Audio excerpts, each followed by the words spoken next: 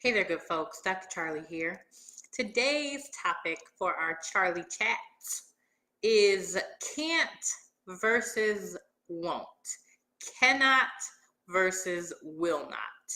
For me, this shows up most often in relationships, and it is based on often unspoken expectations that I have for the other person or vice versa. Cannot versus will not. So for me, for some strange reason, I always think that people are me, that everyone else is me and understands things the exact same way that I do. Of course, this isn't true, right? First of all, we're all separate people who are having separate experiences. Second of all, even if we're having the so-called same experience, because we're separate people, we're still experiencing it slightly differently through our individual filters.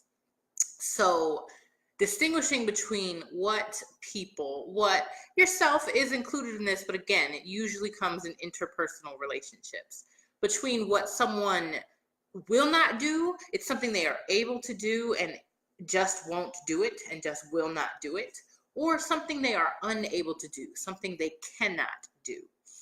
So think about, as an example,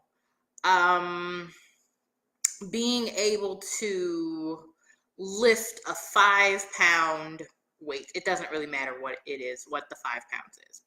Now, if I am a bodybuilder, I can probably very easily lift that 5-pound weight. If I am a bodybuilder and say, I'm not going to do that, that's a will not, usually. If I am a person who visually looks healthy, but what you may not know is that I had a shoulder injury and I can't lift anything over, half a pound maybe, then you might look at me and say, well, why don't you pick up that 5-pound weight? And for me, it is a cannot. It might be a cannot. Universe, I'm just using me as an example for clarity's sake. Universe, don't play. I like the use of my shoulders. But my point is, we can't always tell. If you look at me and you don't know that I have this shoulder injury, and it might be very confusing as to why I can't pick up this weight. But again, it's a cannot because I'm unable to do it.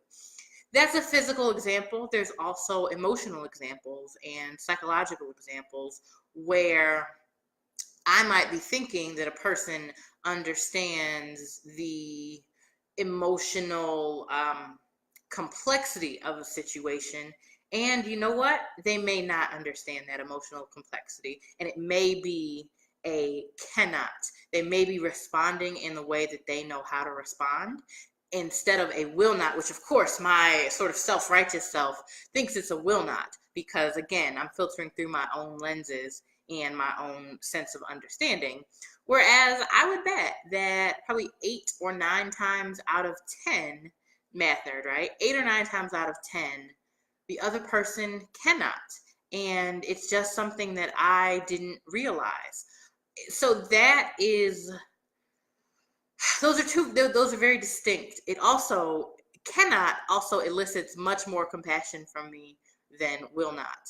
And for myself, it's also knowing what I cannot do and what I will not do. There are certain things that I am fully capable and available and able to do that I still won't do. Those are will nots for me.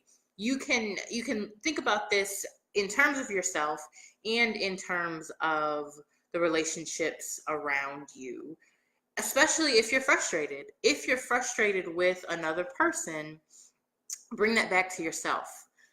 Really try to think about, is this a cannot or will not? And think about what you actually know, not what you pretend to know about a person, but what their actual track record is. How have they shown up in the past? If you're thinking about this, you're probably in some sort of conflict or complex situation. How has this person shown up in conflict or complex situations in the past? That is a very good marker of how they're also showing up now. And if it's a consistent something that is missing, I would say it's very likely to be a cannot and unable to rather than a will not. So see if you can have compassion for the fact that they are unable to know how to do this thing, or they don't know how to do this thing that you might be asking of them. Again, you might not be verbalizing that ask. It might be an expectation that you have never spoken aloud to anyone other than yourself. So a lot of things can go awry in a situation like that.